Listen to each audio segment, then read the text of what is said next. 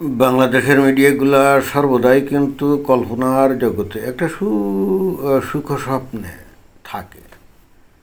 তা যদি না হতো তাহলে তারা এই ধরনের খবর দিত না। কি খবর? নতুন খামেনির দিকে তাকালেও সহ্য করবে না চীন, কড়া হুঁশিয়ারি। ওই যে আয়াতুল্লাহ আলী খামেনি মারা গেছে, ইসরায়েল বোমা মেরে মিসাইল মেরে, তাও কি চড়ুই পাখি যে মিসাইল, নাম কি ব্লু স্প্যারো, নীল চড়ুই। এখন মুসলমানরা তো বিশ্বাস করে কি আবাবিল পাখিতে, তাই না? তা আবাবিল পাখি নাকি ওই আবরাহাকে ধ্বংস করে দিছিল।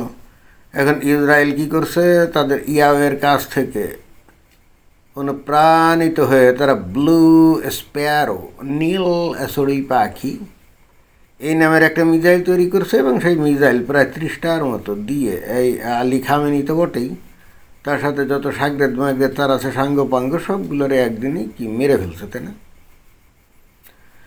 তো পরবর্তীতে এখন এই ইরানে নতুন খামেনি, ওই আয়াতুল্লাহ আলী খামেনির যে ছেলে মুস্তফা খামেনি, তাকে সুপ্রিম লিডার বানিয়েছে। তো এখন বাংলাদেশের মিডিয়া বলছে নতুন খামেনির দিকে তাকালেও সহ্য করবে না চীন, কড়া হুঁশিয়ারি। তো কী লোমটা ফেলবে আজ বাদে কাল এই মুস্তফা আলী খামেনি, তাকেও তো ওই চড়ুই পাখি মিসাইল দিয়ে মারবে, ব্লু স্প্যারো না?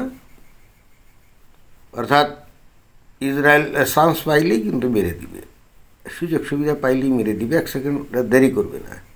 তো তখন এই চায়না কোন লোমটা ছিঁড়বে শুনি?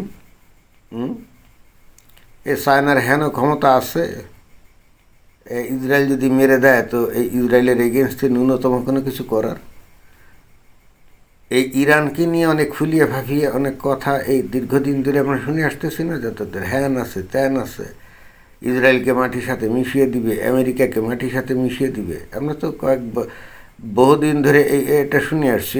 এই জন্যে এমনও বলা হয় যে ইরানের উপরে নাকি আমেরিকা বা ইসরায়েল হস্তক্ষেপ করে না বা তাদের সাথে যুদ্ধ করে না ইরানের ভয়ে, যেহেতু তাদের হাজার হাজার লাখ লাখ মিসাইল আছে। এটাই তো শুনে আসছি। কই এখন তো যুদ্ধ ঠিকই শুরু করে দিয়েছে। তো ইসরায়েল বা আমেরিকা কি ভয় পাচ্ছে? মোটেও পাচ্ছে না। ঠিক তেমনিভাবে এই চায়না সম্পর্কেও মানুষের এই ধরনের কিছু কাল্পনিক ব্যাপার স্যাপার আছে, যে অমুক যুদ্ধ বিমান আছে, তমুক যুদ্ধ বিমান আছে, অমুক এয়ারক্রাফটে ক্যারিয়ার আছে, অমুক মিসাইল আছে, তমুক মিসাইল আছে, এরকম বলে না। ইসরায়েল বা আমেরিকা খুব ভালো করেই জানে চীনের কী আছে, এবং সেগুলোকে আর যদি কিছু থাকেও সেগুলোকে কীভাবে থামাতে হবে, এই টেকনোলজি তাদের খুব ভালো করেই জানা আছে। অতএব এখন এই যে আয়াতুল্লাহ আলী খামেনির ছেলে নতুন করে এই যে মুস্তফা খামেনি, এই যে ইরানের কি হলো সুপ্রিম লিডার, তো এর দিকে তাকালে চায়না সহ্য করবে না রে বেড়া। চায়নার ওই যে শি জিনপিং, তার কোনো অস্তিত্ব থাকবে নাকি? আমেরিকা বা ইসরায়েলের দিকে তাকিয়ে কথা বলে তার অস্তিত্ব থাকবে নাকি? তারই তো অস্তিত্ব থাকবে না। এটাই বাস্তব।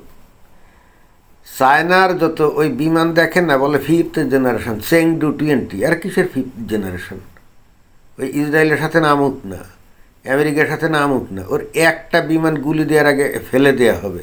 একটা বিমানও আকাশে উড়লে ওই ওই এমনকি F-16, F-15 এই বিমানের সাথে ওই চেংডু মেংডু এগুলো কোনো কামে আসবে না। এটাই বাস্তবতা। কিন্তু আসল ঘটনা হচ্ছে বাংলাদেশের মুমিন মুসলমান তো এটা বিশ্বাস করে না। কারণ এই চায়না দেখেন প্রচণ্ড রকমভাবে ইসলাম বিদ্বেষী, তাই না? তাদের দেশে যে মুসলমান উইঘুর আছে না, তাদেরকে কীরকমভাবে অত্যাচার নির্যাতন করে, কনসেন্ট্রেশন ক্যাম্পে রেখে তাদেরকে কি ইসলামটাকে বাধ্য করেছে। এত কিছু শোনার পরও তারা এই চায়নার প্রতি তাদের বিশাল মহব্বত। কারণ এই চায়না হলো ওই যে কি ইরানের বন্ধু, আর যে ইরান নাকি কী করছে, এই ইসরায়েলকে দুনিয়ার মানচিত্র থেকে মুছে ফেলবে এই পণ করেছে, তাই না? তো ঠিক আছে, ভালো কথা। এখন কে কাকে মানচিত্র থেকে মুছে ফেলছে এটা তো আমরা টের পাচ্ছি, তাই না? বাংলাদেশের মুমিনরা তো বুঝতেছে না ঘটনাটা কী হচ্ছে, কিন্তু আমরা তো টের পাচ্ছি ঘটনা কী হচ্ছে। এই যে যাবতীয় তেলের যে ডিফো মিফো আছে সব একেবারে কি বোমা মেরে উড়িয়ে দিয়েছে। এরপরে যদি যুদ্ধবিরতি হয়ও এই ইরান আবার তার পুনরায় তার মানে স্বাভাবিক জীবনযাত্রা ফিরে পাইতেও তো তার 15-20 বছরের কম লাগবে নাকি লাগবে। তো তারপরেও কিন্তু মমিন মুসলমানদের এ বিষয়ে কোনো নেই, কমন সেন্স নেই, তারা আবেগের উপরে চলে। যে চায়না মুসলমানদেরকে একেবারে সহ্য করতে পারে না, সেই চায়নাকে তারা আবার বন্ধু হিসাবে গণ্য করে। কি অদ্ভুত ব্যাপার, তাই না? তো আমরা দেখতে চাই যে ইসরায়েল কিন্তু চান্স পাইলেই মেরে দিবে, বা আমেরিকা চান্স পাইলেই কিন্তু এই যে নতুন খামেনি, মুস্তফা আলী খামেনি, তাকে কিন্তু মেরে দিবে। তো তখন আমরা দেখতে চাই যে চায়না কী করে বা রাশিয়া কী করে। শুনছি রাশিয়ার প্রেসিডেন্ট ভ্লাদিমির পুতিন নাকি এই নতুন যে মুস্তফা আলী খামেনি, তাকে নাকি জানিয়েছে, কনগ্রাচুলেশন জানিয়েছে। সো হোয়াট, কনগ্রাচুলেশন জানালেই কি? রাশিয়ার অবস্থায় আপনাতেও কাহিল। এই যে ইউক্রেনের বিরুদ্ধে 4 বছর ধরে লড়াই করতে করতে করতে করতে তাদের অবস্থা কিন্তু অত্যন্ত কাহিল। কিন্তু তারপরও ন্যাটো বা আমেরিকা তার উপরে বেশি জোর খাটায় না, কারণ এই যে রাশিয়ার আবার পারমাণবিক বোমাটোমা আছে না, ওই জন্য একটু সমঝে চলে আর কি। কিন্তু ইরান চায়নাকে সমঝে চলার কোনোই কারণ নেই। কারণ হচ্ছে চায়না তো ন্যাটো দেশগুলো থেকে অনেক দূরে, তাই না? অতএব চায়না যদি ওখান থেকে তার কোনো কারণে যদি আমেরিকার বিরুদ্ধে যুদ্ধ শুরু হয়, তো চায়না ওখান থেকে মিসাইল মারলে ওর একটা মিসাইলও কিন্তু আমেরিকাতে পড়বে না, ন্যাটো কান্ট্রিতে পড়বে না, এটা একেবারে গ্যারান্টেড। একটাও পড়বে না। কারণ হচ্ছে চায়না থেকে মারলে এটা তো অনেক আগ থেকে আমেরিকাটা ধরে ফেলবে যে তারা মারছে, তাই না? আর তখনই তারা এর এগেনস্টে যে মেজারগুলো নিবে, তাতে করে একটা মিসাইল এই ন্যাটোভুক্ত দেশ বা আমেরিকাতে গিয়ে পড়বে না।